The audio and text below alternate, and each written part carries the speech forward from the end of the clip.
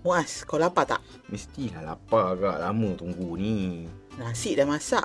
Akak masak lauk simple-simple je lah, tapi sedap. Lauk apa akak nak masak ni? Ayam goreng belacan dengan daun limau. Uish, yang nak makan ayam ke limau? Suka kau lah. Okey, jom kita buat.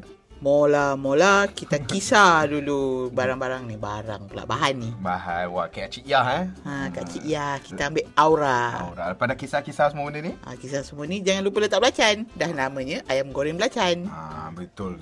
Dah blend ni nak bagi halus ke kasar-kasar ke macam mana? Kasar-kasar sikit macam ni, boleh masukkan dalam ayam. Ayam ni guna setengah ekor je. Kita berdua je kan. Betul. Ni nak kena perap dulu ke? Lepas dah perap dulu. Kalau semalaman lagi sedap, tapi kalau macam kita dah lapar, kita bubuh je terus.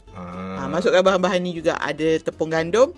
Dan jangan lupa daun limau. Okey, ni goreng sehingga rangup Goreng sehingga garing. Garing Kalau rangup, patah gigi kau. Betul tu.